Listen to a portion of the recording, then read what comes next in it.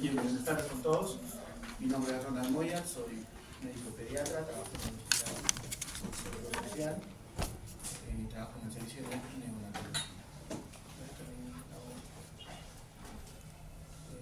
Docencia, ¿no? Ya, entonces, el tema que vamos a tratar hoy es un tema que probablemente ya lo hayan repetido varias veces durante la carrera, que es historia clínica. Incluso este es, digamos, un segundo acápite de lo que debería ser historia clínica en el mismo curso. Buenas tardes, doctor. ¿Por qué volvemos a repetir, no? Se supone que la historia clínica es única, en realidad, lo que nos han enseñado es único, pero tiene algunas peculiaridades, ¿no? Entonces, es un poquito que la intención de esto es irnos a eso, ¿no? Las peculiaridades, un poco lo diferente, ¿no? En el tema de historia clínica, ¿no? Entonces, vamos a tratar de ser lo más concreto posible, ¿no? Probablemente bueno, primero la disculpa de caso, pensamos que esto está en aula virtual. Incluso debería estar en el inicio del curso, ¿no? Y eso es lo que yo pensaba, que está bien.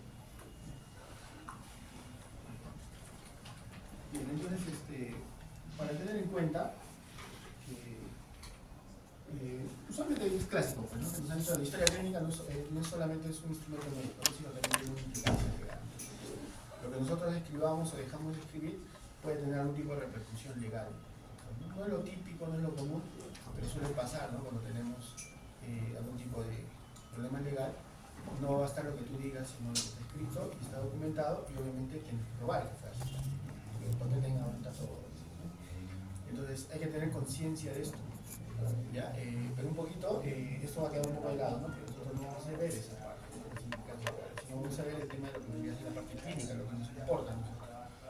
Entonces, desde el punto de vista médico, ¿no? Porque hay un punto de vista administrativo, legal, que pueden hacer, ¿no? Y hay formatos, hay cosas que ahora se están diciendo, como son las historias digitales, que bueno, está cambiando un poco eso, ¿no? Porque antes tenía que ser puño y letra y tu firma y tu sello es lo que le daba validez, ¿no? Entonces, la enfermera te hacía caso si tú lo sellabas, lo firmabas, ¿no? Si no, no tenía valor, ¿no? Ahora un poco que va cambiando eso, ¿no? Ahora las firmas digitales te dan pues un formato y tienes una firma digital con una clave, con un token, ya no es tanto, pero es una cuestión administrativa. Entonces lo que nosotros vamos a ver es la parte médica, ¿no? La parte clínica, la que nos interesa, ¿cierto? Entonces, si nosotros vemos en esta diapositiva, el segundo punto dice, ¿no? Es el punto de partida del razonamiento médico para definir el diagnóstico y tratamiento del paciente, ¿no? Obviamente basando su estructura, ¿no? Que la historia clínica tiene una estructura, pues un patrón así, ¿no? Esto es el instrumento imprescindible para el control de la salud, ¿cierto? Y seguimiento de la enfermedad. Pasa eso.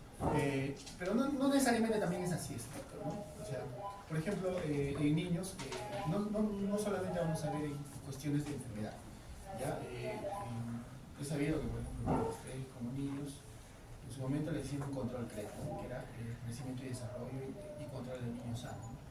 Entonces, no necesariamente está relacionado también con enfermedad, ¿no? También hay situaciones en las cuales también se va a valorar el estado de salud normal del niño, ¿no?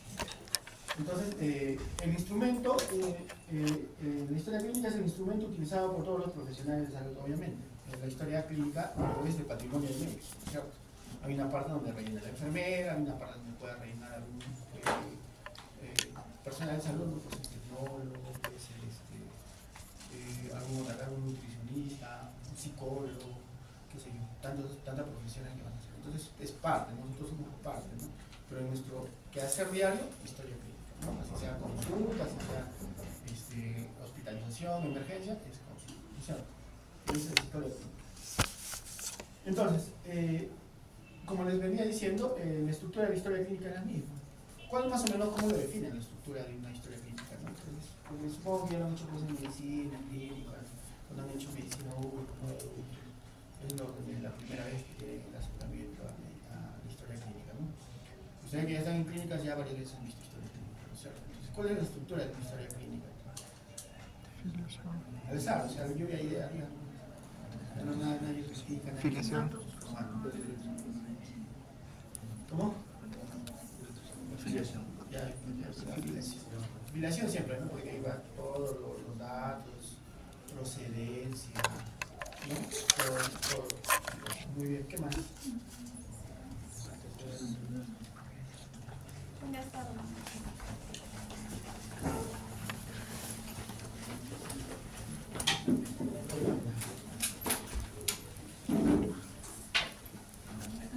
La estructura de una historia clínica convencional de adultos, porque al final todos son iguales, ¿no? Tienen una estructura, ¿no? Filiación, Enfermedad más. actual. Enfermedad actual. ¿Cómo? Enfermedad actual. Ya, eso sí, el relato cronológico, ¿no? Que lo tenemos, eso se llama relato cronológico. El relato cronológico también. Entonces, ¿cómo más o menos lo vida? Enfermedad actual y enfermedad actual viene del relato cronológico, ¿no? Después de eso viene el antecedente, después el examen físico, después exámenes auxiliares, luego viene la precisión diagnóstica, ¿no? Luego viene una precisión de lo que estás haciendo, de la interacción, o un plan de trabajo, ¿no? Con eso criterio. Eso es cuando tú vas a evaluar un paciente normal, eso es una estructura normal, ¿no? Ahora las evoluciones ya tienen una estructura, ¿sí? Pero siempre tratan de mantener el formato, ¿no? Entonces, si nosotros lo dividimos en las evaluaciones, nos ponen subjetivo, el subjetivo ya ahí tiene su parte, ¿no? El objetivo, la apreciación y el plan, ¿cierto? Y esa estructura se mantiene en todas las historias clínicas, no es que en el adulto es diferente, o en el anciano es diferente, en el neonato es diferente, no, la estructura es la misma. Tratamos de hacerla un poco en formatos, porque probablemente lo hayan visto en las historias clínicas que han visto, tanto en los hospitales que han ido en práctica, como que difieren un poco, ¿no? Pero en general tratan de mantener una estructura, ¿ya? Entonces, eso no va a variar, eso en pediatría tampoco varía, ¿no? Entonces, en esta situación tiene características especiales, y acá lo que vamos a plantear justamente en pediatría es la oportunidad de iniciar una buena relación médico-paciente, pero sobre todo familia, ¿no? Porque normalmente un menor de edad, o sea, en pediatría, siempre va a venir acompañado de un familiar o un cuidador o un responsable. La empatía que tú puedas generar con un niño es importante, si no vamos a tener problemas importantes, ¿no? Y en neonatología ya no te podríamos decir todo era con el familiar, ¿no? En este caso ya hay niños que pueden tener 12, 13, 15 años y pues ya te van a expresar lo que sienten, ¿sí? Pero a veces el adulto como que lo corta, ¿no? Dice, no, tú primero debería hablar él, pues, el familiar, y eso, ¿no? Entonces la relación médico-paciente y familia en este caso es importante. ¿Ya? Entonces los componentes de la historia clínica va a variar, ¿no? O sea, acá no está enumerado pues, en cantidad, ¿no? La ficha de identificación, de la afiliación, que va a poner el motivo de la consulta de enfermedad actual, ¿no es cierto? Padecimiento actual. O sea, puede ser que sea una enfermedad, una cosa es enfermedad, episodio actual y otra es una enfermedad, no te preocupes, ¿no? Puede que tenga asma, pero su episodio actual es de hace una semana, ¿no? Su diagnóstico es hace 5 años. Entonces, la enfermedad es 5 años, ¿no? Entonces, el episodio actual es una semana, ¿no? Entonces, resultados previos y actuales de estudios de laboratorio, bueno, eso como antecedente, ¿no? Si, como digo, un asmático que viene ya con diagnósticos anteriores puede tener, pues, tengo este diagnóstico, me hicieron tales pruebas, me hicieron espirometría, todo esto, entonces ya tiene claro, ¿no? Entonces, ese antecedente es importante, ¿no es cierto? ¿No? ¿Qué terapéuticas han empleado? ¿No? Yo usaba esto, ahora me cambiaron hace tiempo, estoy usando otro, ¿no? Usualmente usaba salbutamol, de vez en cuando. Como mi crisis ha ido aumentando, me han empezado un poco, entonces se va cambiando, ¿no? Entonces, pero ya te va informando, ¿no? Que ha habido una evolución, ¿no? Luego ya viene terapéutica empleada, ¿no? O sea, lo que estamos hablando, los interrogatorios por aparatos y sistemas, ¿no? O sea, digamos que así como hay examen físico por aparatos y sistemas, también en el interrogatorio puedes entrar a interrogar qué pasó, por ejemplo, en la cabeza, te duele, no te duele, a nivel digestivo que presentaste, ¿no? O sea, tú lo puedes disgregar de acuerdo a la situación, ¿no? Le puedes interrogar, ¿no? Una diarrea, tú le preguntas el dolor, le preguntas si ha habido sonidos, ha habido ruidos, ha habido estreñimiento, o sea, como que estás focalizando y centralizando ya tu problema, ¿no? Después de que se ya sí vienen los antecedentes de hereditarios familiares, los personales, los antecedentes patológicos sobre todo, ¿no? Familiares en los niños es muy importante, sobre todo en niños pequeños, ¿no? Porque nosotros usualmente la historia clínica de un bebé, que era la mamá, es la continuación, ¿no? Los antecedentes familiares son muy importantes, ¿no? Las patologías que pueden ser transmitidas, o también está en relación incluso a hábitos y costumbres, ¿no? Por ahí que nosotros en mi casa comemos tal cosa, ¿no? Y comemos, no sé, tal alga, tal hongo, ¿no? Por ahí que tal. Entonces siempre es importante tener ese tipo de datos. Muy bien, entonces esto es un clásico, pues, ¿no? O sea, de lo que vendría a ser el diagnóstico. Bueno, algunos lo dividen en porcentajes, ¿no? Usualmente siempre nos han dicho que la parte más importante del diagnóstico es la entrevista y la análisis, ahí te va a orientar más o menos, ¿no? Pero de todas maneras, lo que viene a ser el examen físico y exámenes auxiliares van a como que complementar lo que ya habíamos planificado que debería ser la análisis, ¿no? Entonces, un poco en el orden de importancia sería pues anamnesis, examen físico, ¿no? Ahora, podría haber interconsulta, que bueno, eso. En general, esto más o menos es la estructura que nos van a dar para el diagnóstico, ¿no? Entonces, un poco disgregando, ¿no? Todo lo que hacemos, vamos a tratar de pasar un poquito rápido para no cansarnos y tratar de cumplir lo que dice el rol que nos han dado, la clase, ¿no? Entonces, lo que vendría a ser la ficha de identificación, afiliación, obviamente, pues el nombre, la edad es importante, en pediatría es muy importante. Un adulto le dice, ¿cuántos años? 30 años, ¿cuántos años tiene? 35, ¿cuántos años tiene? 40, o que no varía tanto, ¿no? Es importante, sí, pero no es muy difícil, ¿no? Las etapas de la vida están ahí, ¿no? Si tiene 3 años, si tiene 6 años, si tiene 12 años, las perspectivas van cambiando, ¿no? Pero viene un problema con un síndrome de obstrucción bronquial, es diferente al enfoque que tú le das a un niño de 4 años a un niño de 7 años. ¿No? Entonces, es importante la edad. Uno de los datos más importantes para hacer historia, para hacer el relato de la enfermedad, va a ser la edad. ¿No? Obviamente la residencia en donde vive, ¿no? Una cosa es vivir en la parte urbana, en la parte rural, a veces hay personas que viven de la rural incluso un poco más al fondo, ¿no? Entonces tiene sus características, ¿no? Yo vengo de la selva, vengo con fiebre de la selva, es diferente a fiebre de la cama, muy relacionado, ¿no? O fui a la selva hace una semana, no cambian, ¿no? Entonces, ese tipo de cosas, ¿no? Igual siempre vamos a poner el nombre del informante, es muy importante eso, desde el punto de vista médico y también, ¿no? Es importante, puede tener una persona X, no, ¿no? Y también es importante porque tiene que ser una persona que sepa, ¿no? Porque a veces lo trae el tío que vino a visitarlo después de 2 años, no sabe, ¿no? ¿Ya? Entonces, el motivo de la consulta, obviamente, ¿no? O sea, siempre va a decir que la mamá o el cuidador, o en todo caso el niño, si está en las posibilidades de manifestarse, va a decir, me duele tal cosa, entonces viene por eso, ¿no? Viene por eso, entonces más o menos, ese es su problema. Normalmente te va a decir cuál es su problema, ¿no? De repente tú en la exploración, en el examen o en el interrogatorio puedes encontrar algo un poco más importante, más relevante que lo que te está diciendo, pero él te está manifestando su problema, su mayor problema. Tienes que enfocar porque esa es la importancia que le da. Entonces, si tú consideras que hay otra cosa, hay que tratar de orientar esa cosa. Dentro de lo que vendría a ser la enfermedad actual, obviamente siempre vamos a describir lo que son signos, ¿no? O síntomas, ¿no? Porque los signos los describimos en el examen físico, pero los síntomas, lo que te dicen, tal cual diga, obviamente de repente vamos a tener una interpretación de las palabras, ¿no? Te va a decir, no sé, tengo chanchitos, tú no vas a poner presenta chanchitos, no vas a poner el historial, tienes que orientar cómo tiene la presentación, dependiendo cómo tú le explores más del detalle, ¿no?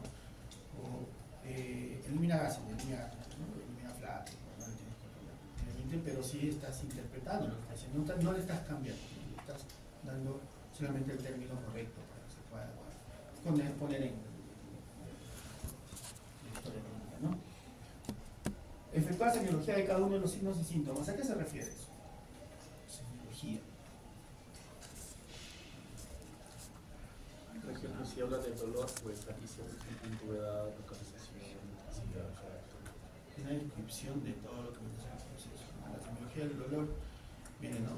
El tiempo, cuando empezó, aumentó, localización, graduación, el tipo de dolor, ¿no? Un dolor cólico, un dolor violento, un dolor tipo opresivo, no sé, hay un montón de dolores, ¿no? Entonces, no es lo mismo. Un dolor tipo cólico es diferente a ese que un dolor opresivo, ¿no? O un dolor urente, ¿no? Pero a veces el dolor va cambiando, es la misma evolución del dolor, ¿no? Cuando te dice, me empezó el dolor hace 2 días, me dolía el estómago, ayer me empezó a doler un poco más todo, me dolía todo, en la noche no he podido dormir, me estaba viendo en la parte derecha, todo, ¿no? Y te van cambiando, ¿no? Y tú vas haciendo una integración de lo que podría ser, ¿no? Es una evolución muy importante. Considerar el diagnóstico de laboratorio y imagenología, eso es obviamente, ¿no? O sea, después de lo que nosotros siempre vamos a hacer, ¿no? Si todo lo que hemos hecho un plan implica que lleguemos a algo, o sea, una conclusión, en este caso nuestra conclusión, siempre hacer nuestros diagnósticos o presunciones diagnósticas, ¿no? Y inicialmente pues una presunción, ¿no? Entonces la idea es que nosotros lleguemos a un diagnóstico de la presunción diagnóstica. Debido a los análisis, el análisis de la información que tú has obtenido a través de laboratorios, examen físico, de los exámenes auxiliares, bueno, ¿no? Ya entonces, más o menos lo que estábamos hablando hace rato, ¿no? Los interrogatorios por aparatos de sistema, ¿no? O sea, si somos un poco estrictos, así nos enseñan, ¿no? Cuando ustedes han hecho su primera historia clínica, ¿cuántas hojas tienen? Un montón.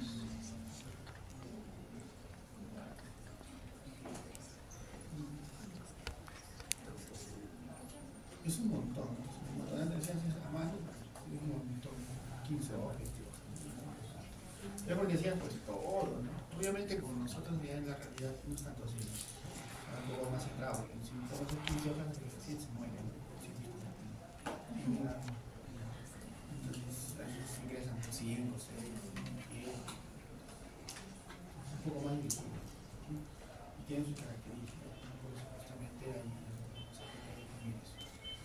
entonces, va un poco más dirigido, usamos ya formatos que nos ayudan a resumir un poco, pero de todas maneras siempre tiene que haber la posibilidad de ampliarse. Uno puede hacer una historia, cuántas hojas debe tener, ¿no? Cuánto debe contener.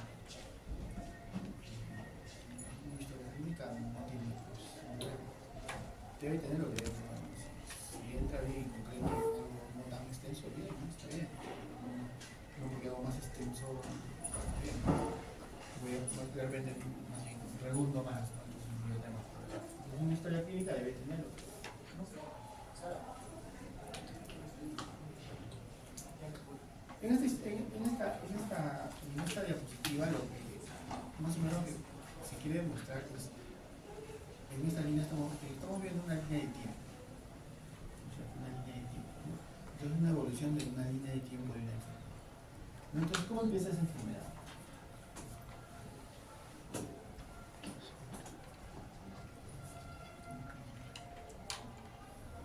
Y tu relato cronológico, por eso se llama cronológico, tiene que estar basado en eso, ¿no? O sea, un relato cronológico es una línea de tiempo. Entonces, empiezas con lo que empezó primero, ¿no? En este caso, ¿qué empezó primero? Son las fechitas que inician, son las que inician, ¿no? Porque cuando yo digo la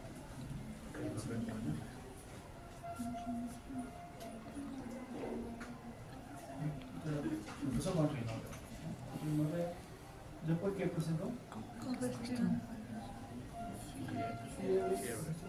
Tos. Hasta el 9. Entonces, el límite viene justo en ese cuarto. En ese cuarto hay un límite que hay de color negro. Entonces, hasta ahí ustedes tienen bien. Ya está escrito, ¿no es cierto? Mira, si lo vemos ahí, si vemos este partido, o sea, estamos hablando hasta acá nomás, no sé, si el niño te viene acá. Entonces te presentó rinorrea, congestión, fiebre y tos, ¿no? Eso está acá.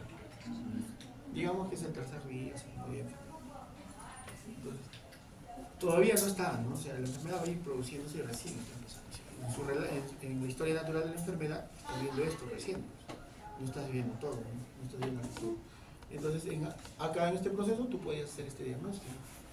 Está bien, no está mal, pero no te estás equivocando, ¿no? Como muchas personas piensan que te equivocaste, no, está bien. Solo que está haciendo una evolución que después recién ha hecho evolucionar esto, ¿no? Entonces ha empezado a presentar todo después.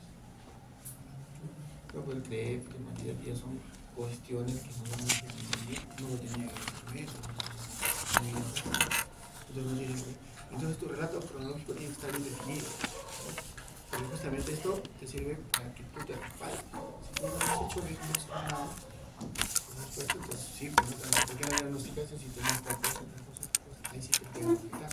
Pero si tienes bien claro la línea del tiempo, no, pues no es un error, estás haciendo bien las cosas.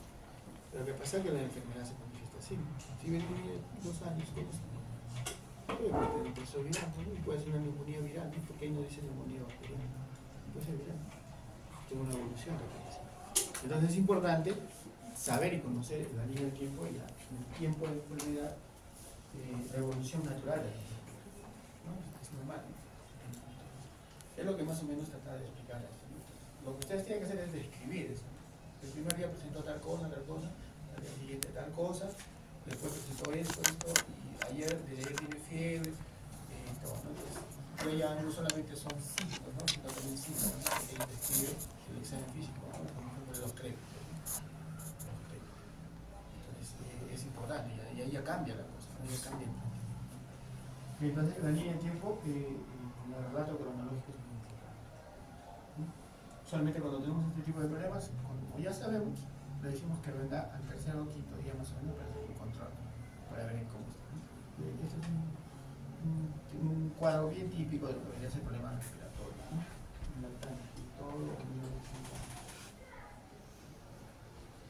Entonces, sí, puede evolucionar eso, ¿no?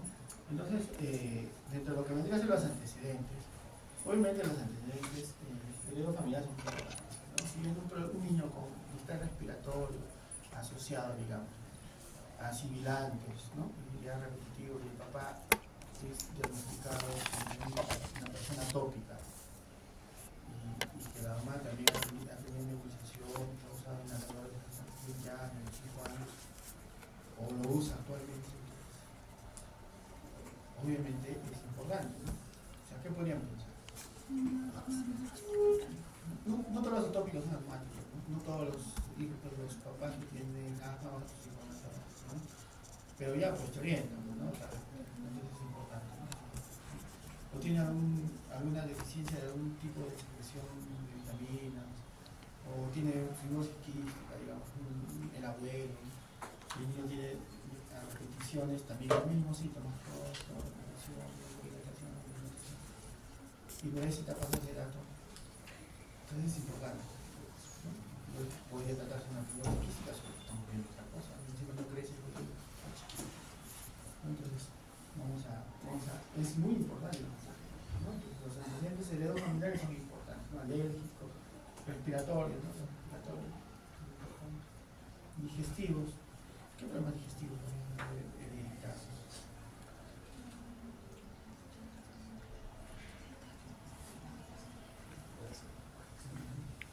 Enfermedad celíaca, ¿no? Incluso no solamente es hereditario familiar, ¿no? Sino de raza, ¿no? Y ahí vamos, porque la raza no existe, ¿no? Y así, ¿no? Los antecedentes psiquiátricos también es importante, importantísimos, son hereditarios. No malos, por cierto, no son diciendo que es así, ¿no? Dentro de lo que vendría a ser antecedentes personales no patológicos, ¿no? Y tenemos un montón de cosas en el médico siempre vamos a preguntar, vamos a estar preguntando en este tipo de antecedentes perinatales, ¿no? Un niño que venga de 5 años y que no tenga un buen desarrollo neurológico, no hable bien, no deambule, no se apoye. ¿Qué relación podría tener con un antecedente prenatal, ¿no? O perinatal, ¿no? Porque prenatal sería antes, ¿no? Perinatal sería el individuo que ha nacido, ¿no? ¿Qué buscaría, no? Algo básico, si repito, tiene una historia en la mano, ¿qué requiere? que tú le puedes preguntar, no solamente lo sabes. ¿Cómo nació? ¿Cuál fue su agua? ¿Necesitó algún tipo de rendición? Por ahí son cosas así sencillas que te pueden ayudar. ¿No? Entonces, la mamá si ha tenido algún tipo de problema, la mamá lo sabe usualmente, ¿no? Mayoritariamente, ¿no? No, si ha nacido mal, no le han empujado, qué sé yo, si ha necesitado hospitalizar, tiene ventilador. Bueno, pues, y ahí como que ya te da el dato, ¿no? La alimentación que tiene, que ha tenido, es importante, ¿no? Te dice que vivo en las alturas, bastante consumo de carbohidratos, entonces está con alteraciones de nuestro todo metabólico, aumento de peso, pues obviamente no te ayuda. La dieta es importante. Un estudio personal también, bueno, por ejemplo, de casa, habitación, cómo en la casa, tiene servicio o no tiene servicio, servicios básicos, ¿no? Atención, en caso de seguridad, ¿no? Así que es importante para esto, ¿no? Prenatales, que son muy importantes porque en ese periodo, cuando nace el bebé, estamos hablando de un periodo fundamental, o sea, de la adaptación de la vida extra y de la intrauterina a la estructura, y que esos cambios se deben dar de manera ok, si no puede tener problemas, ¿cierto? ¿No? Desde el punto de vista respiratorio, neurológico, circulatorio, en general, ¿no? Entonces, que te diga que un bebé es prematuro también, ¿no? Para que no algo pasó, ¿no? Puede haber problemas respiratorios, digestivos, intolerancia, alcohol, entonces va con un poco de maduración, ¿no? Ha tenido NEC por prematuro, digamos, ¿no? O sea, hay que relacionar todo, ¿no? Bueno, en los antecedentes personales, ¿no? Entonces siempre, lo he visto cuando iba a la mamá que ha tenido infecciones, ha tenido enfermedades eruptivas, ¿no? Eso es un clásico, ¿no? Porque justamente los niños, ¿cuántas enfermedades eruptivas conocen ustedes?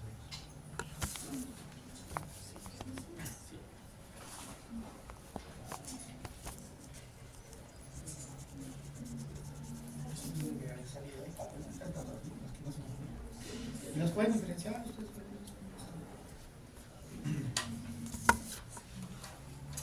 Entonces, es importante porque ¿alguien ha visto sarampión? No hay, pero casi está erradicado, casi. Por ahí que se han reportado muchos casos.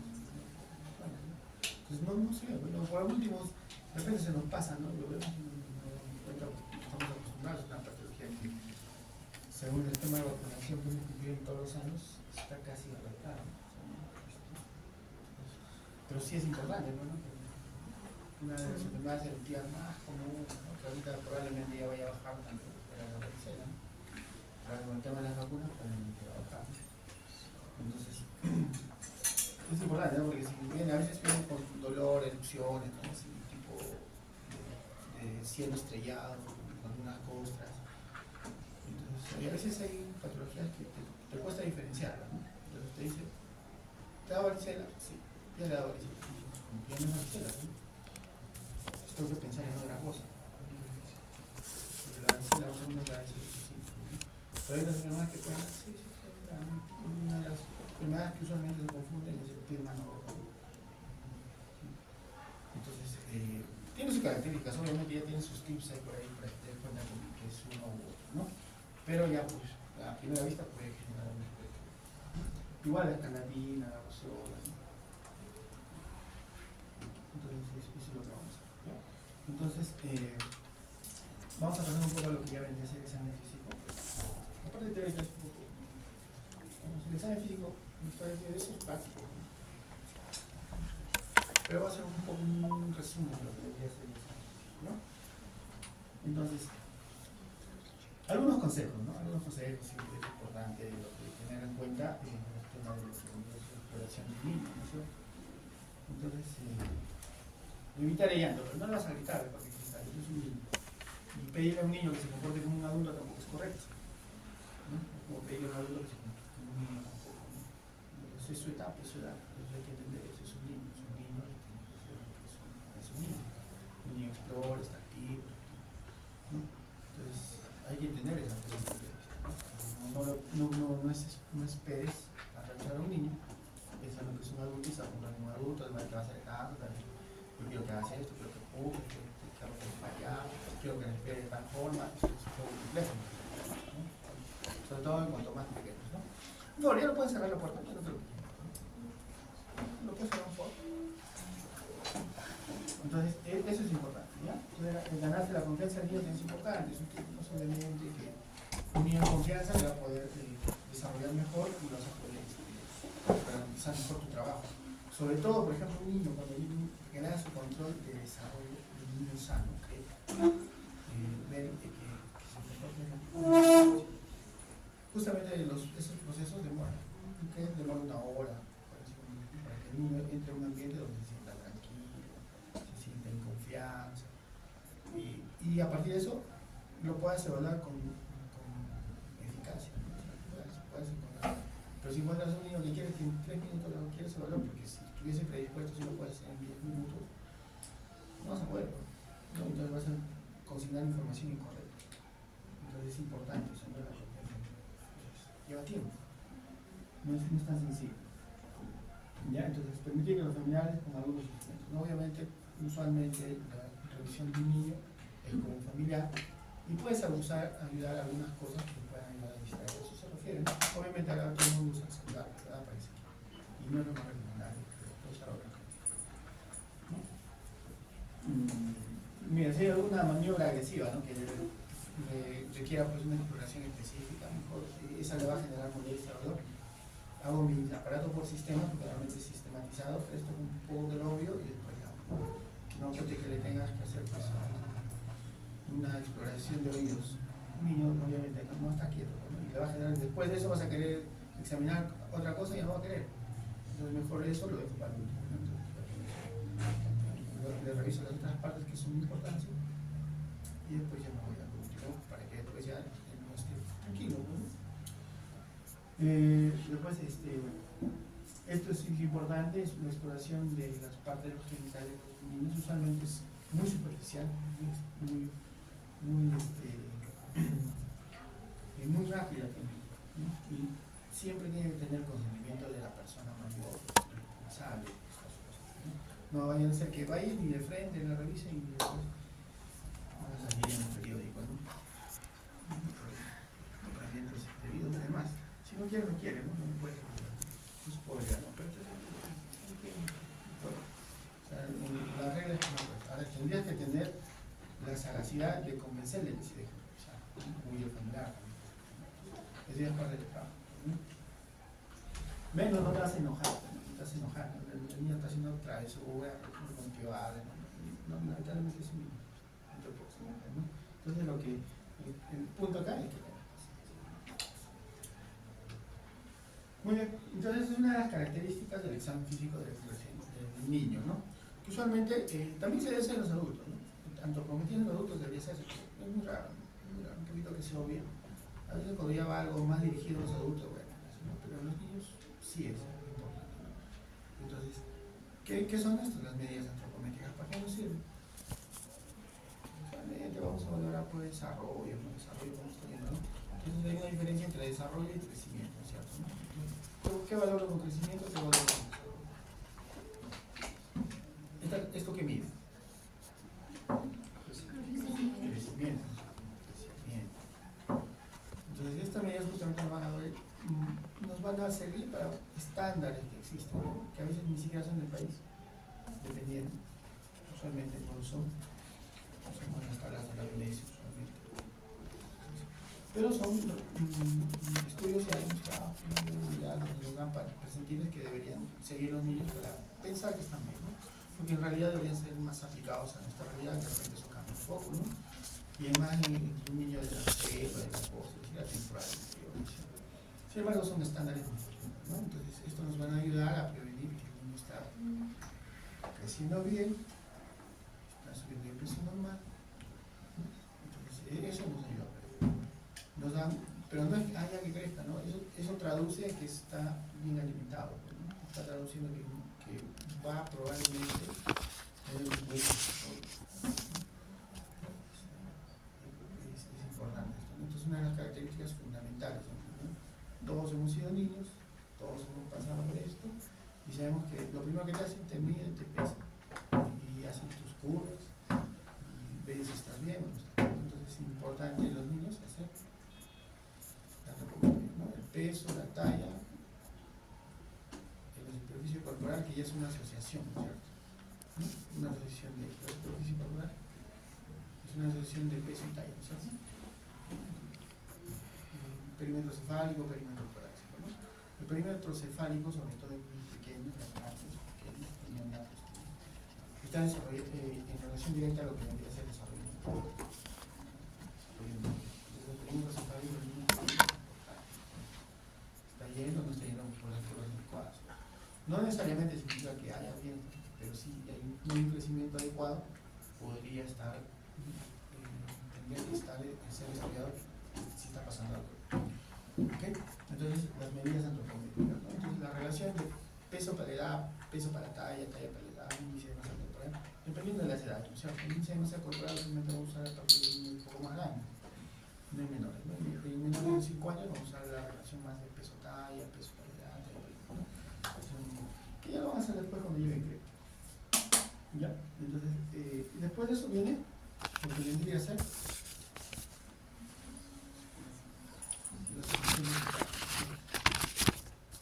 los funciones clásicamente, la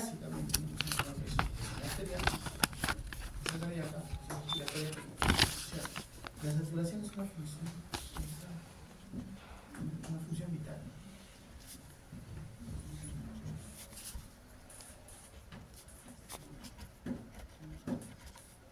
Se está considerando como tal, ¿no? Nos orienta el estado de gravedad del paciente, ¿no? Si hay desaturación hay algo malo, ¿no? Pero no es una función vital, ¿no? Pero sí nos ayuda. Entonces, dentro de lo que vendría a ser funciones vitales, son las 4 clásicas, más la saturación que va a entrar ahora, ¿no? Entonces, pero el problema es esto, ¿no? Es la presión arterial, la frecuencia arterial, la saturación. Como lo mismo. Como en un adulto, una presión arterial, ¿cuánto es? Lo normal, estándar. 120. 120.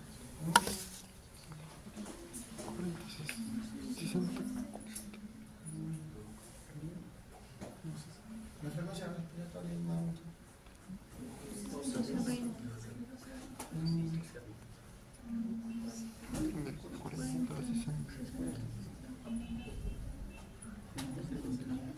La frecuencia cardíaca.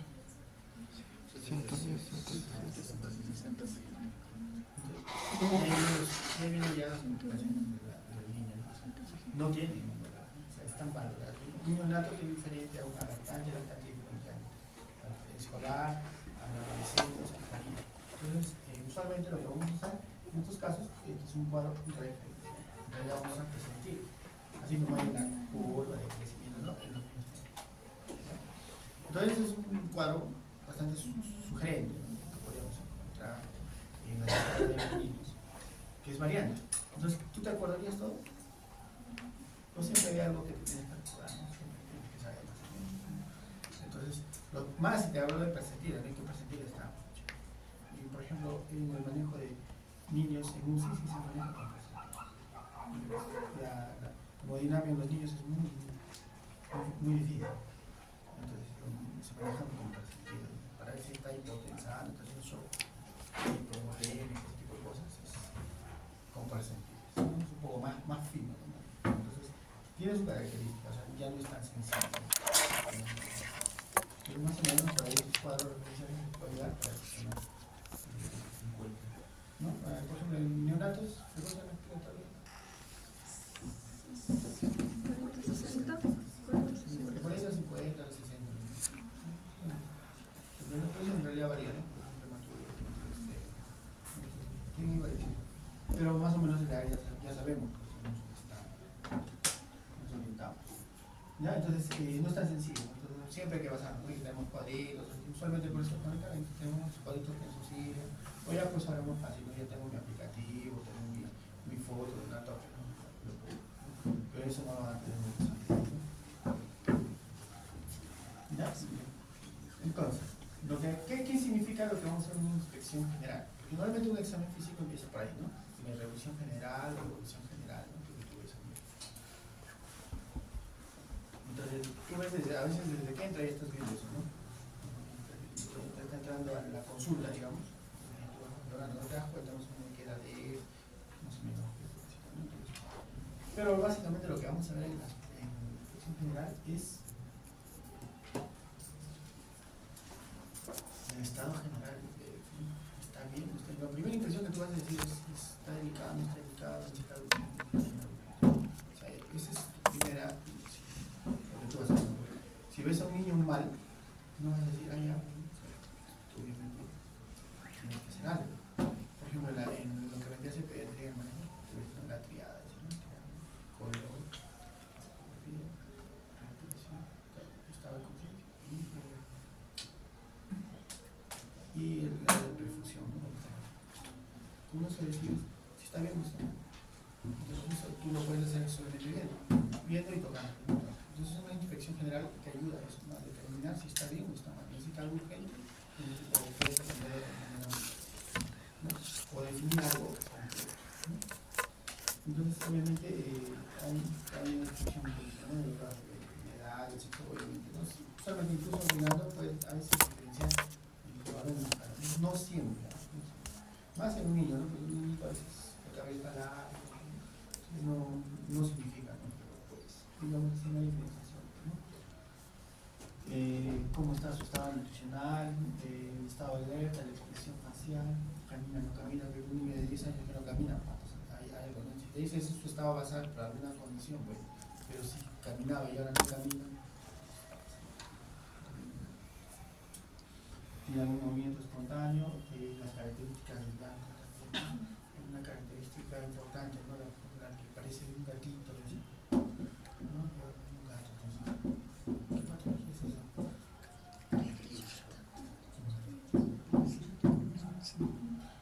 Entonces, y vamos viendo todo lo que vendría a ser posible una fase, ¿no? ¿Qué es la fase? Por ejemplo, un ejemplo. Sí, cualquiera, que sea.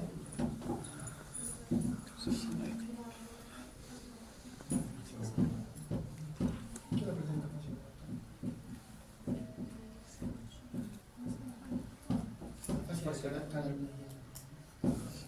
O cuando dicen fase histérica, no es una fase histérica.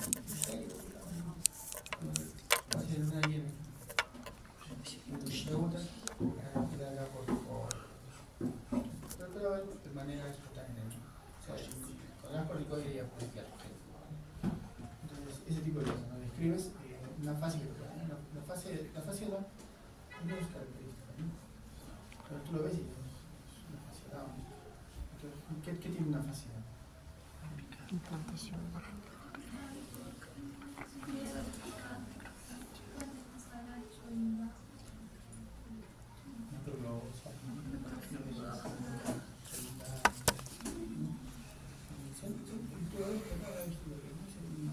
Y te puedes dar cuenta, ¿no? Es normal, y más si eres un profesional de salud, más podemos. Eso es lo que ¿no?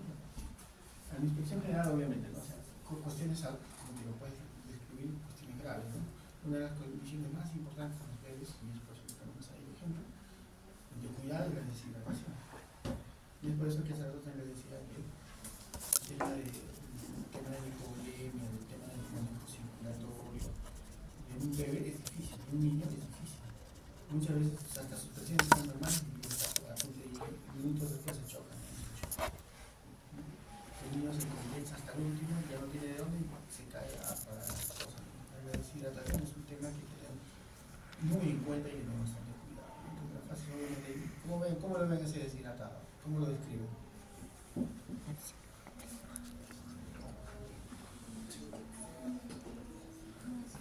Desde la mirada tú le ves, ¿no? La mirada, los ojos, la cara, ¿no? Y ahí es un deshidratado pues, severo, ¿no? Y ves como la piel está arrugada, ¿no? Un signo de pliegue de cuántas cosas será eso. Si la toca y ya quedaba así algo. Entonces, era un problema bastante serio. Entonces, las mucosas, los ojos, hasta los ojos como que pueden cerrar, como muy abiertos. Entonces, eso te da una información rápida. Mientras que al otro lado que vemos. mucha agua, ¿no? Mucha agua. ¿Qué están viendo? ¿Cuál es el signo? Fobia, la fobia. La fobia queda bien marcada, ¿no? Probablemente hay una situación compleja, ¿no? Para tener tanto líquido. Bueno, ya que está más o menos lo que estamos hablando, ¿pueden escribirlo?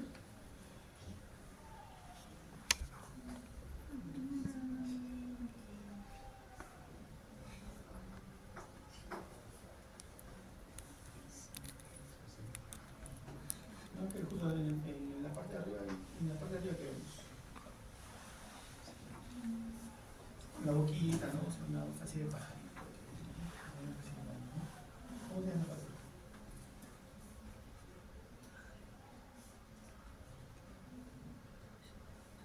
La de abajito es clara, ¿no? La primera de abajo. Yo les parece que... ¿Cómo? Es una propiedad, o sea, lo ves y es más. Entre la segunda y la última, ¿qué ven? ¿Qué ven?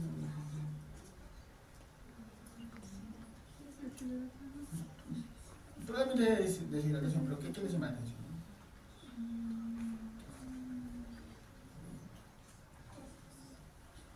Los ojos hundidos, secos, ¿no? Se le nota claramente incluso corteado, ¿no? Una deshidratación que puede ser crónica, agudizada, y la otra que parece más aguda, ¿no? Aguda con ojos hundidos, ¿no?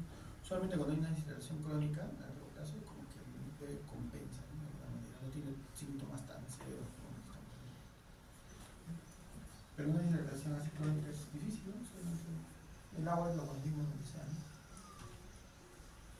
Y la penúltima que ven. Hay una simetría de la cara, ¿no? Simetría, claramente una tosis palpebral y una alteración de la tonsura labial, ¿no? Entonces, eso es lo que nosotros vemos y ahí podemos hasta diferenciar, ¿no? Si es central o periférica, ¿no? Lo vemos ciertas cosas, ¿no? Y eso es lo que nos brinda. Muy bien, piel y faneras. ¿Qué vamos a evaluar desde cosas normales, ¿no? Normales, habituales, hasta patologías, ¿no? Que pueden ser propias de la piel, patologías sistémicas, que están manifestando, ¿no? Cosas muy graves que se pueden manifestar y estamos viendo piel, ¿no? Entonces, ¿cómo es una piel normal? Un poco difícil a veces de describir, ¿no? Pero de todas maneras un poco así es, a cortas palabras, pues es elástica, no presenta lesiones, ¿no? Eso no son las formas así en concreto, decir, ¿no? Pero hay situaciones en las que podemos agarrar otra cosa, ¿no? Por ejemplo, coloración. ¿Qué coloración podemos evaluar en ictericia? No sé, la ictericia que algo está un poco relacionado con nosotros porque como que llevamos a neonatología y nos ha quedado grabado. ¿Otra cosa? Pálida. Entonces la pálida es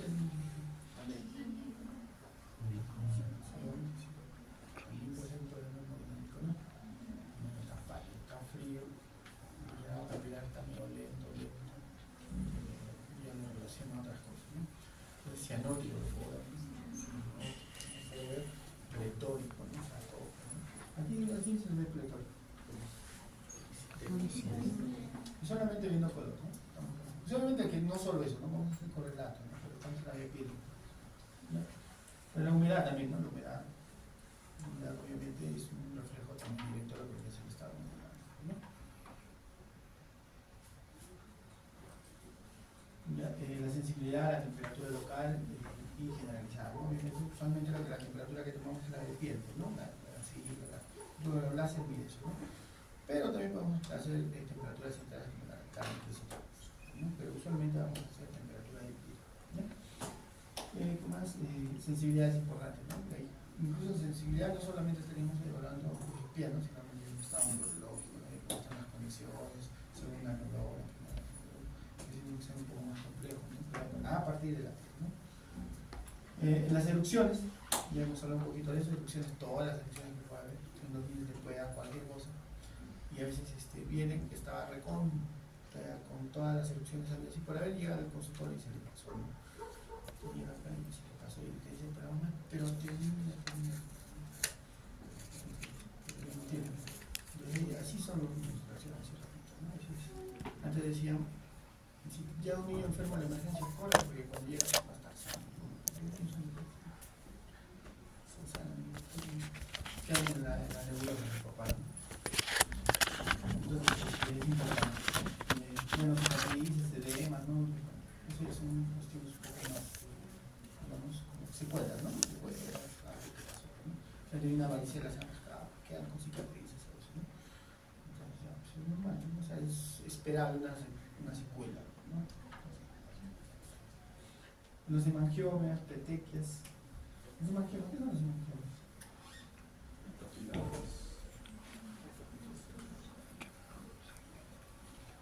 ¿Qué son?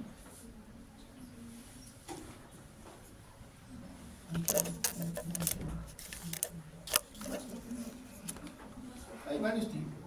Hay toda una clasificación de lo que hace el INSA, de qué tipo de vasos, venosos, capilares, venosos, un montón. Pero en todo caso, tenemos idea de eso, ¿no? Y después, bueno, dentro de lo que me faneras, obviamente están precabello, uñas, ¿no? Incluso representan estado nutricional. ¿Cómo encontraría un cabello, por ejemplo, de un paciente que tiene estado nutricional calórico proteico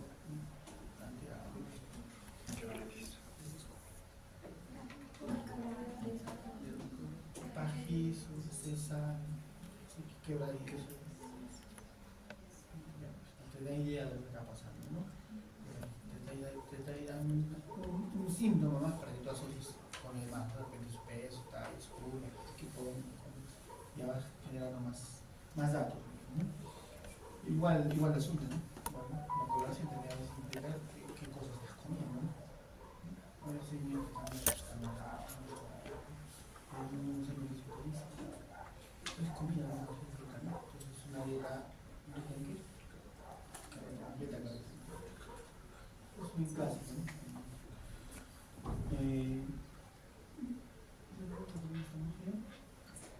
Obviamente que acá siempre vamos a ver eso. ¿Qué es lo que ven ahí?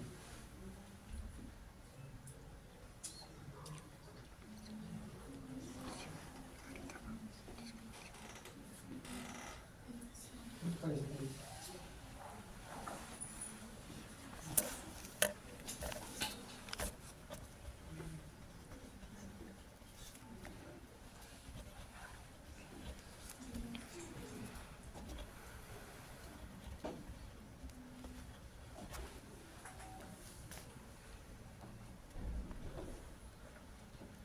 Piel pelagroide. ¿Qué significa piel pelagroide? La pelagra, ¿qué es?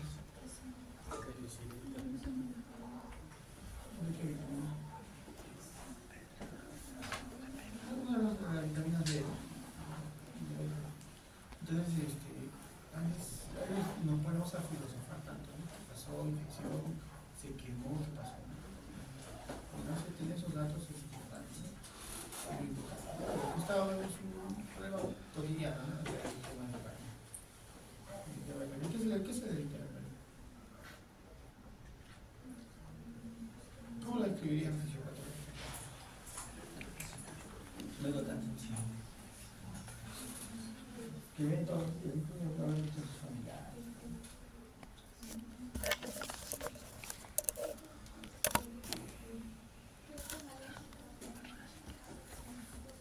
No es una alergia, es una quemadura. Es una quemadura, no es una escaldadura, ¿no? Es por el calor de la piel, nada más, y con humedad se quema solo. Por eso es una escaldadura, ¿no? Escalada. Entonces no tiene mucha relación. El manejo es local, ¿no? Y igual, ¿no? Al costado vemos pues lesiones que se pueden definir, ¿no? ¿Cómo se definiría, por ejemplo, esos puntitos que están acá en la figura? ¿Qué es esto? Es una clase, ¿no? ¿En dónde ves justo en el neonato?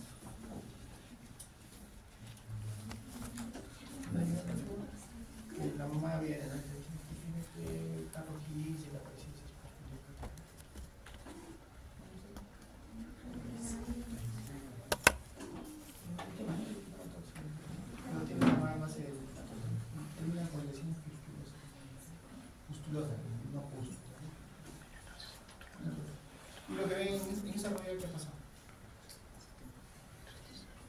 ¿Cómo lo escribiría? ¿No? Porque lo que importa es que alguien sepa escribir. ¿No?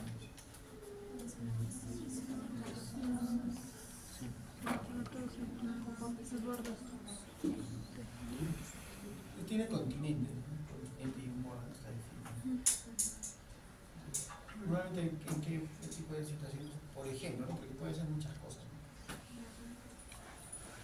¿No? Algunas micosas, por ejemplo. Es más común, pero hay un montón de patologías como esa. No porque veo eso es micosis. ¿No? Normalmente hemos visto muchos niños recibiendo tratamiento de micosis. No son micosis, ¿no? Puede ser una psoriasis, ¿no? Puede ser una alteración de piel, ¿no? Entonces hay que tener cuidado con eso. No necesariamente, ¿no? Te ayuda, sí, pero no por eso vas a tener diagnóstico, ¿no? Ya el tema de lo que vendría a ser pues, la lesión de piel canal. ¿No? O sea, ¿qué les parece esa lesión?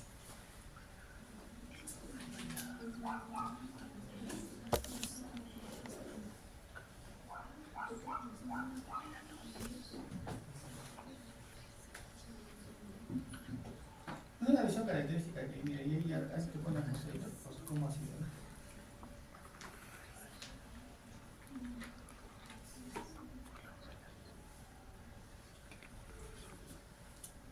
Ya es una viremia, es un virus. ¿Qué virus es?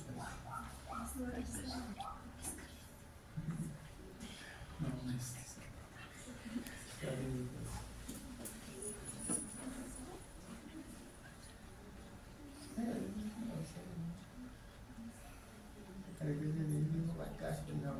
Es lo que todavía en esos primeros días, pero después poco a poco ya van a aparecer las costras, ¿no? Ya entonces, también vamos a ver lo que son las adenomerales. Otra vez la piel, ¿no? O sea, siempre hay un sistema linfático la vamos a recibir, obviamente si tenemos atrofia de ganglios, lo estamos asociando siempre a reacción de defensa, ¿no es cierto? ¿No? Si lo encontramos en la cadena cervical, en relación a una faringitis, pues está normal, ¿no? O sea, está bien, es una respuesta que se esperaría, ¿no? No hay ningún problema, ¿no? Pero si lo encuentro adenomerales en las axilas, en la ingle, ¿no? Y no están relacionadas, entonces ahí sí ya me pongo a pensar en cosas un poco más fuertes, digamos, ¿no? O sea, algo está pasando en el sistema linfático que se está descontrolando porque no tiene por qué. Aunque hay patologías que sí pueden ser de reacción sistémica, ¿no? Como lo vi un niño que tiene su gatito de araño y le apareció, ¿no? Así ya que le estoy yendo un gato arañoso ya. ¿Quién lo produce?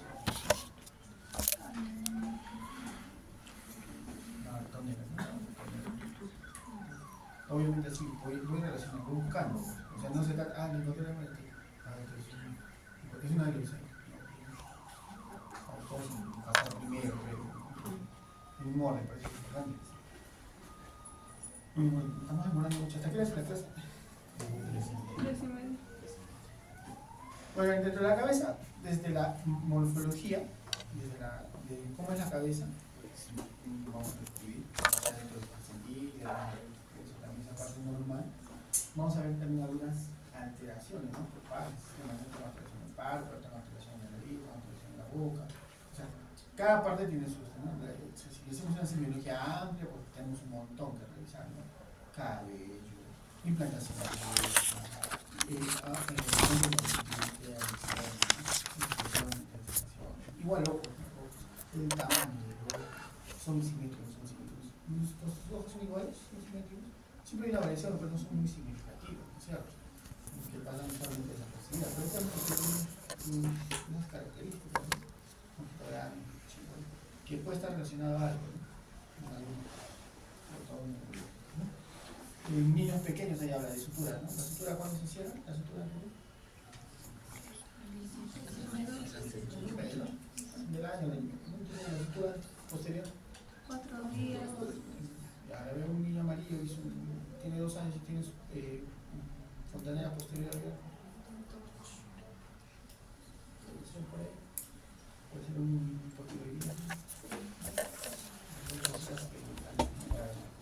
Importante, ¿no? Cierto paso, la experiencia principal con es adecuada, los acabamientos de sutura. Algo está pasando, ¿no? Y eso va a influenciar en el desarrollo neurológico. Asimetrías faciales, debilidad muscular, el cefalomatoma, bueno, eso ya hemos aprendido con neonatología. Usualmente el cefalomatoma puede desaparecer incluso después de la etapa neonatal, demora bastante. Entonces, si lo notamos, no nos vamos a asustar, ¿no? Hay que saber más o menos explicar, ¿no? Los hematomas subgaleales también demoran mucho. Obviamente, no se encuentra una fractura, un movimiento algo raro pasado, que o sea, tampoco lo dejan pasar. Miren, acá más o menos vamos a ver la descripción de los fontaneles, que más o menos estamos conversando. Igual de los ojitos, desde el punto de vista, primero vamos a ver la parte morfológica, hay, no hay, existe, no existe, están, no están, tamaño, después vamos a ver cómo se parte, ¿no? Pero después vamos a ver la parte funcional, ¿sí? La parte funcional que implica que veamos, ¿no? Ve bien, no ve bien, hay desviación de la mirada, hay alteración en la refracción, entonces hay algún tipo de apoyo que lo vamos a dar. Al decir refracción, ¿a qué nos refiere? La medida de la vista, ¿no? Que puede ser entonces hay todas las patologías. Entonces, primero vemos la parte estructural, pero después podemos ver la parte funcional. ¿Sí? Está bien cómo están los cuadrantes, hay un buen movimiento ocular. Una situación importante en los neonatos es el tema de lo que debería ser la desviación de las miradas, ¿no? Estrabismo, ¿no? Hay estrabismos que se pueden corregir y estrabismos que no. Entonces es importante que nosotros vemos.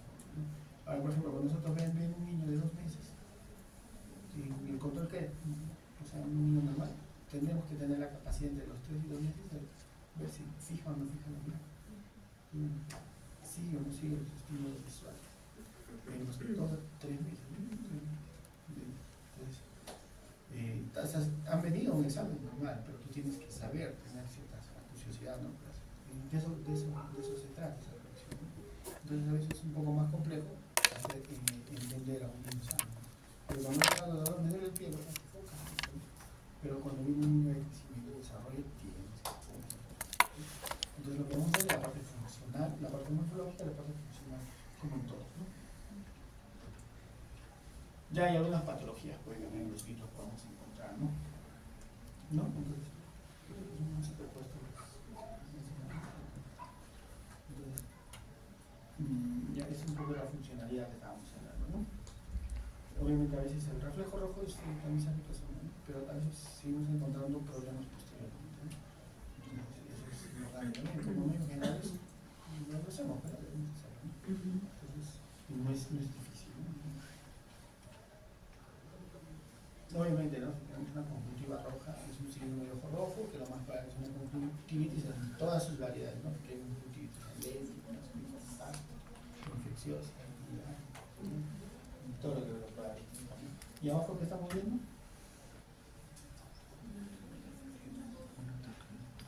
¿Cómo se llama? Y está en su nombre. ¿Qué es la dacrocistitis?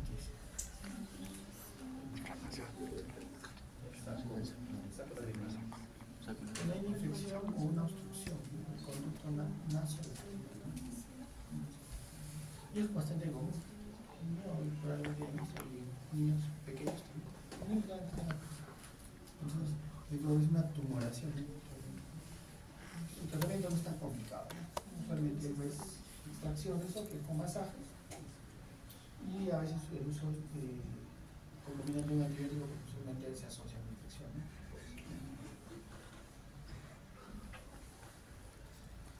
Ahí hay varias cositas, varios ejemplos de alteraciones que podemos encontrar, ¿no? Entonces, vamos a ver patologías, ¿no? Sobre todo estamos viendo, por ejemplo, en la parte superior, donde estamos hablando del estrabismo, la ptosis palpebral, ¿no? Que está asociada a patologías nerviosas, ¿no? Nerviosas, ¿no? Usualmente los nervios que inervan el párpado, ¿cierto? El motor ocular, ¿no? Que es lo más común, ¿no? Entonces es una ptosis, una caída, ¿no? O la parálisis facial, ¿no? Que es una rama del nervio facial, ¿no? El estrabismo, la desviación de los ojitos, lo que es círculo del culo, ¿no? Y una de las cosas más importantes, ¿no? ¿A quién le ha dado alguno de estos? Y saben la diferencia, ¿no? ¿Sí? Y ahí está, pues, ¿no? Está escrito, ¿no? ¿Qué es la diferencia? Entonces, ahí está claro cuándo vamos a diferenciar lo que es un palacio de un suelo, ¿no es cierto? ¿Les ha dado o no les ha dado? ¿O no saben qué era?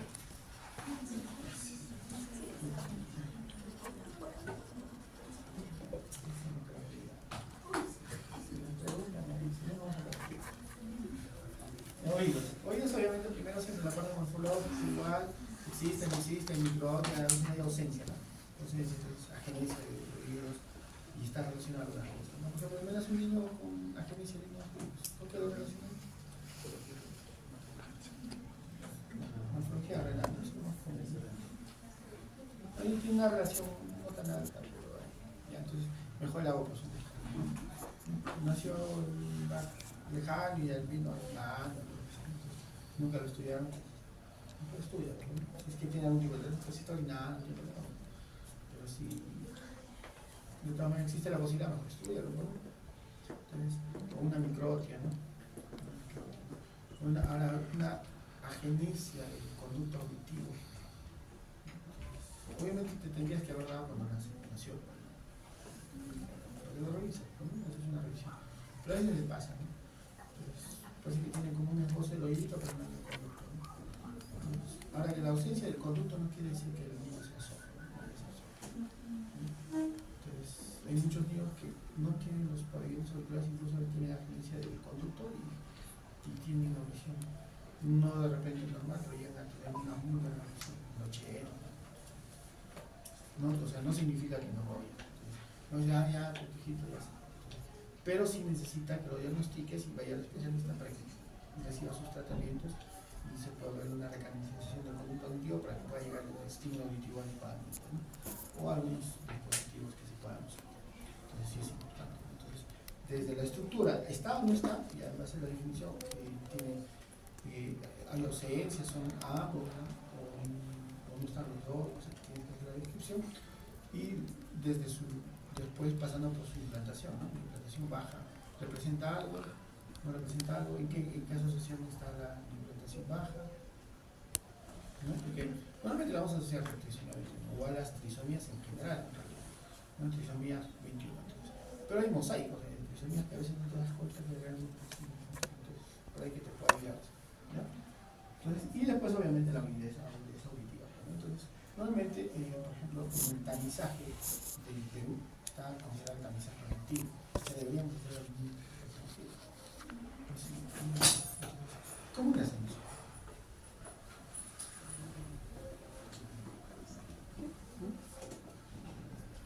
Para cuestiones de escribir, bueno, se puede usar algunas cosas muy variadas.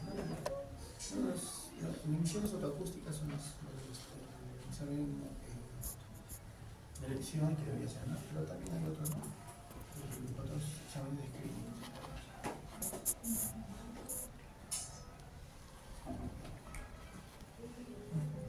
Y obviamente no siempre, no solamente exploración externa, ¿no? sino también exploración interna si tengo sospecha, porque no es de rutina, ¿no? Que todos los niños que vengan les van a hacer otoscopía.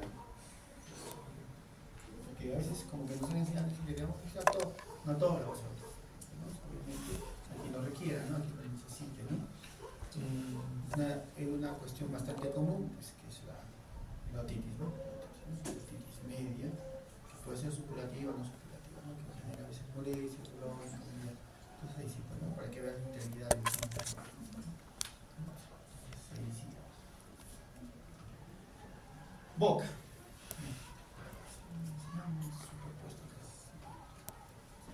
Entonces en la boca, obviamente, también igual, no siempre estructura, ¿no? Si hay alguna alteración de estructura, ¿no? La más común, la que nace siempre estamos atentos porque si no nos damos cuenta de la integridad del paladar, ¿no es cierto?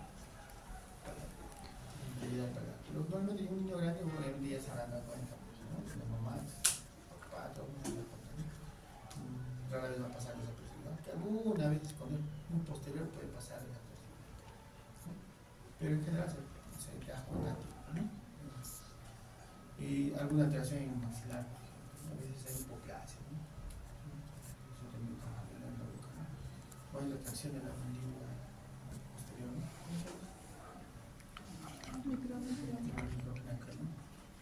de implicancia, no sé, con él.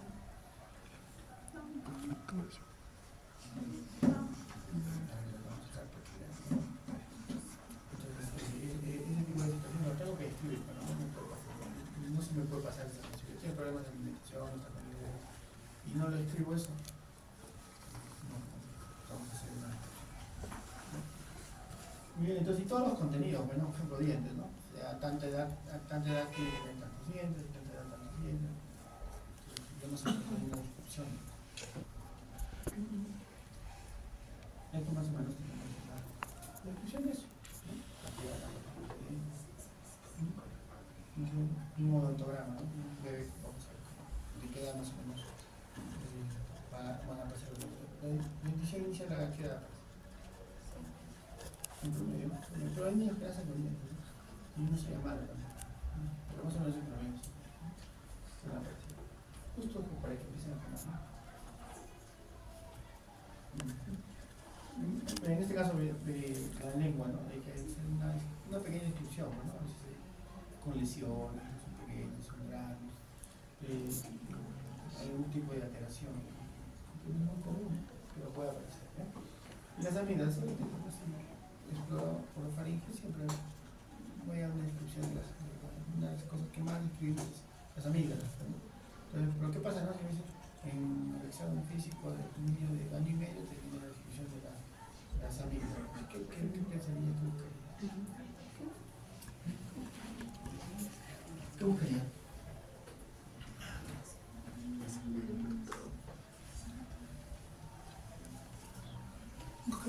Buscaría amígdalas. ¿Cuándo aparecen las amígdalas? ¿Qué edad? Es un poco para que te hagan un diagnóstico.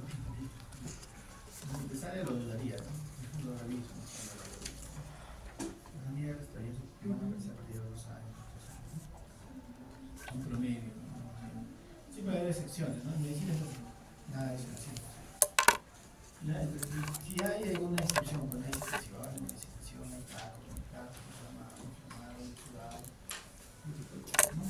Un absceso obviamente no lo voy a poder ver, ¿no? Es poco raro, porque son usualmente los abscesos son relativamente grandes, ¿no? Es un poco más complejo.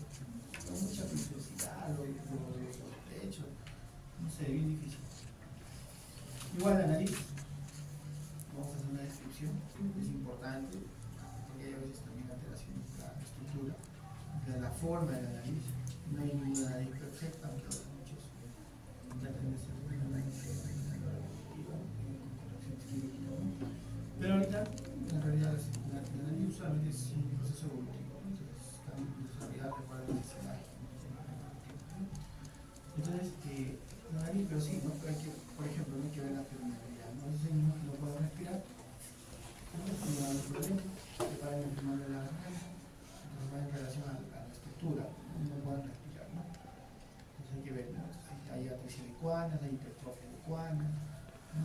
La atresia es de casarrabo, ¿no? Porque una está cerrada y la otra está abierta, entonces como que ha podido sobrellevar, pero hay un momento en que se lo pasa, ¿no? Y luego si hay una atresia, una hipertrofia, ¿no? Cuando estamos muy grandes y como que vamos a respirar desviación del tabique, ¿no? Usualmente hay algunas cosas que la mayoría de los padres han golpeado y se han desviado, ¿no? En el futuro va a tener problemas, pero también hay algunas que ya nacen con esa condición, ¿no? Y hay que ver entonces si es que por salud pues hay que hacer de repente alguna corrección, ¿no? Esto es muy importante. ¿Qué pasaría si por ejemplo te vienen y te dicen y te diagnostican sinusitis acústica?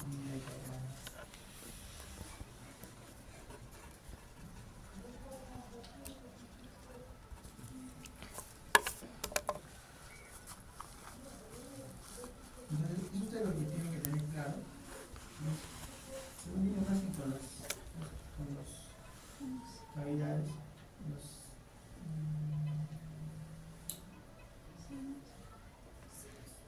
los senos para nacer.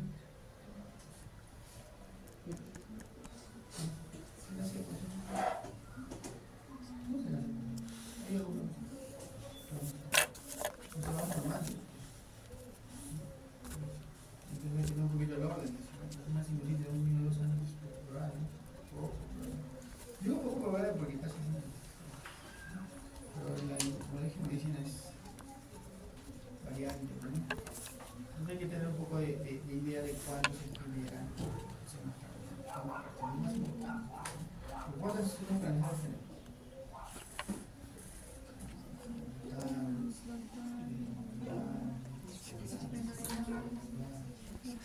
Entonces, cuando aparecen y se llenan de aire, eso se llama neumatización. Entonces, eso, ¿a qué edad se produce?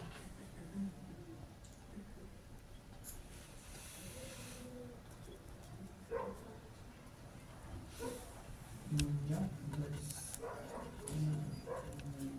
¿ya? En cuello.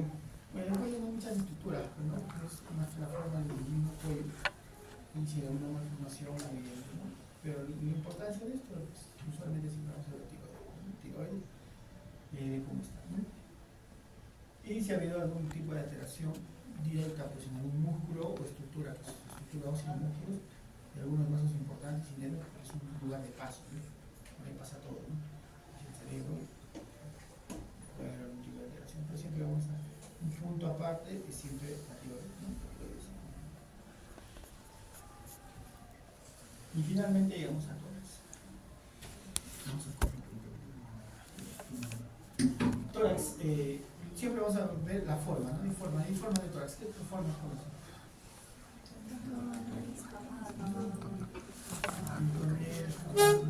La tórax es una característica de qué patología. Ustedes hacen atrapamiento de aire. ¿Quién sabe un atrapamiento de aire? A la cabeza y la pero ya con son crónicos no lo han controlado bien, porque atrapan aire, ¿no? Y todas las patologías que puedan atrapar aire, todas las personas que nacemos en altura también tienen esa tendencia, ¿no? Ya, entonces vamos a ver la forma, el movimiento, las simetrías son simétricos, no son simétricos, ¿no? Ahí vamos a ver el tipo de respiración también, la frecuencia, si está haciendo esfuerzo respiratorio, ¿no? Usualmente hacen un tema importante de la frecuencia, ¿no? Como signo vital, ¿no? Y los exámenes auxiliares que siempre vamos a usar son inspección, palpación, auscultación y en este caso sí o sí. En la auscultación, ¿qué es lo que tenemos?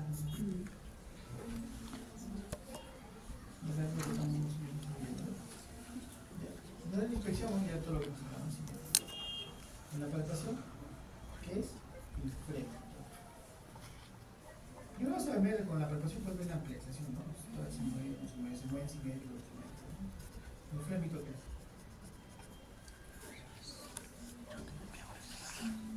Es una vibración, ¿no? Se siente, ¿no? Cuando hablas, hay una vibración normal y una vibración normal. Lo pones. Eso normalmente está relacionado con el contenido. En la percusión, normalmente, ¿cómo se percute el pulmón? Es más que timpánico. Timpánico, ¿por qué? Porque es aire, ¿no? Como los tambores, ¿no? Esos percutidos, así, ¿no? Si escuchamos mate, que no hay aire, ¿no? Algo pasó, se colapsó, se cerró, se llenó de agua, no sé, algo pasa así, la batida se mató, ¿no?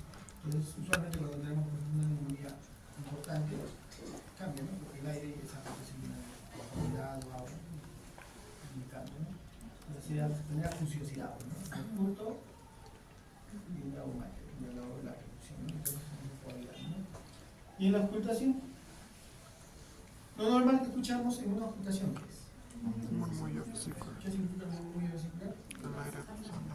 Fase del aire, ¿cierto? De la inspiración y la expiración, ¿cierto? Son las dos fases, ¿no? No solamente fases. Murmullo vesicular son dos fases, inspiración y expiración. Y en la parte patológica, ¿qué podemos explicar?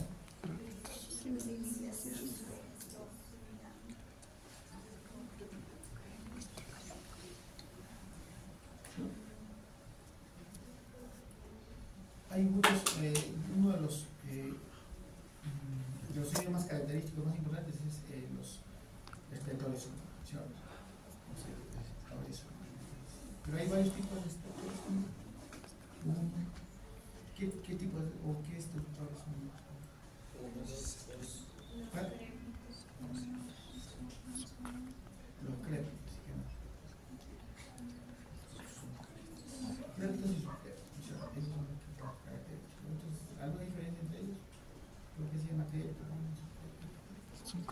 se modifica de datos.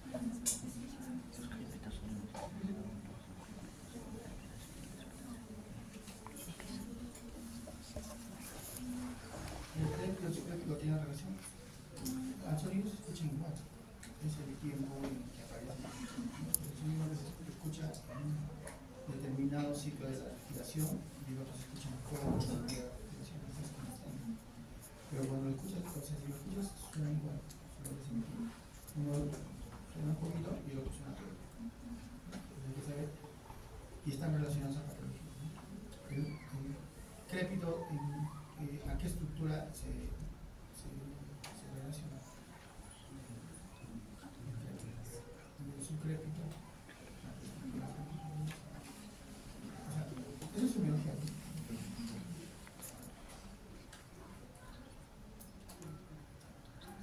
El crépito se va a oír cuando hay alteración de y subcrépitos, ¿sabes? En patologías de bronquiolos terminales. Entonces, en relación a eso, ¿qué escucho en la neumonía? ¿Qué escucho? Los crépitos, porque no está alterado los alveolos. Los crépitos, si es en los bronquiolos terminales, bronquiolitis.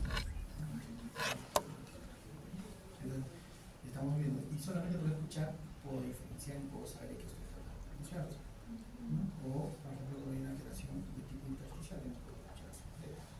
Entonces hay una neumonía viral, una neumonía bacteriana, lo puedo diferenciar, o puedo pensar o puedo sospechar. ¿Sí? Y eso es importante, ¿no? Ahora el soplo tubar y todo, ¿no? Ese tipo de cosas también existen, ¿no? Pero lo importante en este caso es eso, ¿ya? Acá estamos hablando de lo que vendría a ser ya la introducción. Ya los ruidos sobreagregados, lo que estamos hablando. Acá la otra clase ya vamos a ver un poco más vamos a acabar ya. Entonces, corazón que vamos a ver cómo hablamos, porque el tórax hablamos un poco de la corazón, mediastino.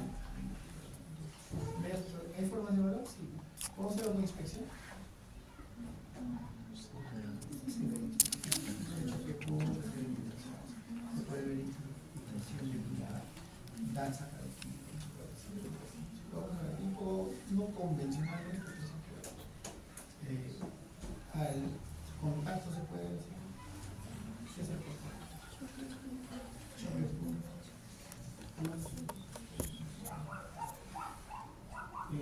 La ocultación es un poco que fuerte. La ocultación que vamos a escuchar. Lo normal que escuchamos es los focos cardiológicos. Vamos a escuchar apertura y cierre de válvulas. ¿De qué válvulas? Pulmonar, aórtica, y cada uno tiene un foco. No tienen adulto.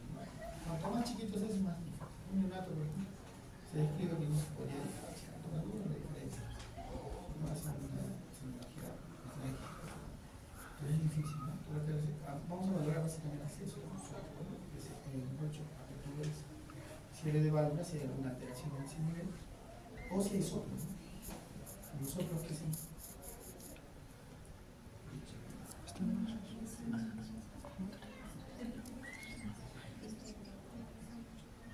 Los soplos están en relación a los flujos de sangre, ¿no?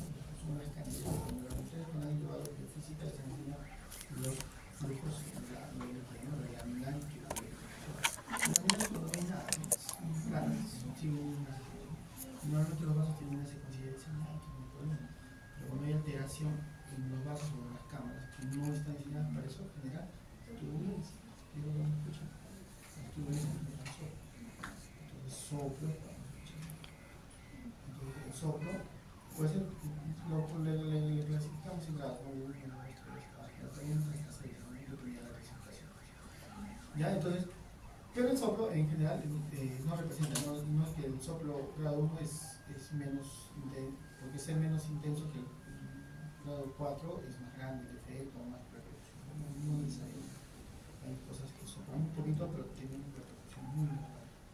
¿Ya? Pero en todo caso, escuchamos el soplo y tenemos que determinar qué es. ¿No? Normalmente lo vamos a hacer con un sonido auxiliar. En este caso, entonces la explotación es muy importante. Obviamente saben ya muy bien los focos.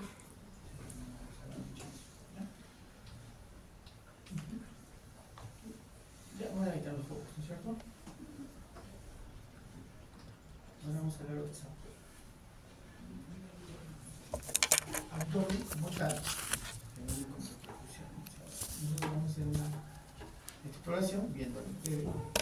Vamos a hacer inspección, palpación, percusión. Solo que acá un poquito varía el orden, ¿no? Primero va la inspección, luego viene variamos por el tema de la manipulación y genera cambios. ¿No? Entonces vamos a ver primero la estructura, ¿no? De afuera, ¿no? Entonces, ¿qué es lo que envuelve la estructura? Es la pared abdominal, ¿no? Tenemos una ausencia, por ejemplo, de rectos, cuando está una ausencia de rectos, ¿cómo se llama? Diástasis. ¿Diástasis cómo se llama? Ese tipo de cosas, o sea, es poco raro que, o poco frecuente que alguien no se haya dado cuenta, ¿no? O sea, un niño grande es preocupable, ¿no? Normalmente se van a dar cuenta de más, si han sido en un hospital se van a dar cuenta de un defecto, ¿no? Pero puede haber, ¿no? Puede haber. Y entonces la inspección, cómo está el abdomen, ¿no? La descripción es, por ejemplo, un bebé, un niño lactante, su abdomen es batraciano, es decir, no panza, por eso va variando el tiempo, no necesariamente, sobre todo los bebés, ¿no? Vamos a ver si hay algún tipo de lesión en pie, si hay circulación tolerante, ¿no? Si hay araña, que nos va a informar alguna patología de tipo, ¿no? Puede ser portal o hepática, ¿no? O depende de cardiológica que está generando otra cosa, ¿no? Entonces, vamos a lanzar. Después ya hacemos la ocultación para escuchar ruidos aéreos en los niveles. ¿Qué pasa si no escucho ruidos aéreos? Pero no tengo instrucciones porque el intestino trabaja y trata de vencer. Eso tiene una vida. Y de pasa metabólica, infecciosa, un montón de cosas, ¿no? Y hay que saber más o menos cuántos ruidos aéreos tiene un niño y a cuáles son los otros, ¿no? Después la palpación. La palpación es un poco más interesante porque vas a tratar de explorar órganos internos a través de la palpación. El órgano más importante que siempre topamos es el hígado, ¿cierto? Redoble costal, cuatro, referencia, rara vez vas a explorar, por ejemplo, vaso, ¿no? Rara vez, pero en algunas situaciones sí tratamos de encontrar vaso, ¿cierto? ¿No? Sí se puede palpar, eso no. Y básicamente eso, ¿no? Ahora, si hay un síntoma de dolor abdominal, ya pues tienes que hacer una descripción muy específica de cómo es el dolor y buscar la evolución de cómo ha sido y describir el tipo de dolor, ¿no? Entonces, más o menos es lo que hemos resumido. Ya, una cuestión importante es la vital, ¿no? Sobre todo con las precauciones que ya hemos hablado anteriormente, con todos los permisos adecuados. Lo primero vamos a describir, ¿no? Varón o mujer, ¿sí? Varón, ¿no? Y con eso después vamos a hacer ya la descripción, ¿no? Con un varón siempre vamos a ver testículos, transmisos, sentidos, hay ausencia, ¿no? Y después ya en lo más grandecito vamos a hacer maduración sexual con tana, ¿no? Y está en relación a lo que debería ser el desarrollo del testículo, ¿no? O sea, cómo están los públicos, la boca, ¿no? Eso es tana, ¿no? Y a la mujer también no tiene su tana, ¿no? Pero va a ser una valoración, ¿no? Tana. Entonces, acuérdense de tana, eso es la valoración de maduración sexual que tiene, o sea, con examen físico y algunas características adicionales. Y la descripción, si hay algún tipo de alteración, lesión, porque puede haber hipospadias, ¿no? Puede haber algún tipo de alteración de fístula, no sé cuántas cosas que hay, ¿no? En las mujercitas, usualmente no se hace esa descripción detallada, ¿no? Porque una niña no va a hacer una exploración, pero sí es bueno conocer. Una niña no va a hacer una exploración ginecológica, Ya, entonces el tema de la violencia para los niños, características del desarrollo sexual del niño. Ya, y en el caso de la de lo que estábamos hablando, la duración cada vez, tanto para varones como para mujeres.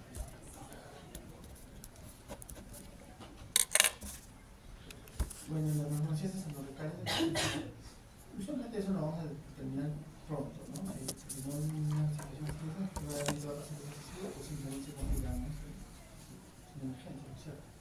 ¿No? Pero puede haber otro tipo de alteraciones que pueden ser un poco más severas, ¿no? Como la prolapso por alguna razón, simplemente es una patología más de adulto, pero puede haber en los niños, abscesos, ¿no?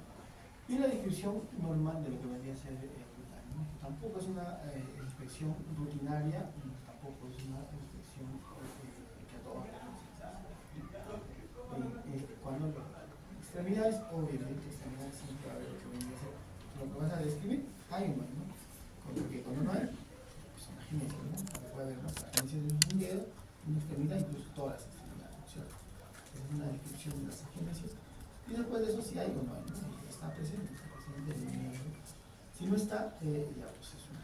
Si está, sus descripciones de estructuras, no sé, son forma, tamaño, simétricos, asimétricos, si hay algún tipo de algo específico, ¿no? Por ejemplo, lo más común son los pies, ¿no? Tipo de pie, ¿no? Genovaro, equivaro, son las patologías, ¿no?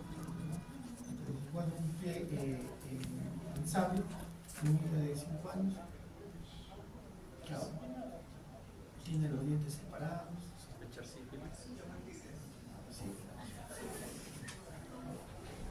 Sí, pero voy parando la oreja y voy relacionando. No voy a averiguar cómo fue su BDR, la movilidad, la articulación es muy importante. En una articulación sí o sí se va a hacer movilidad, ¿no?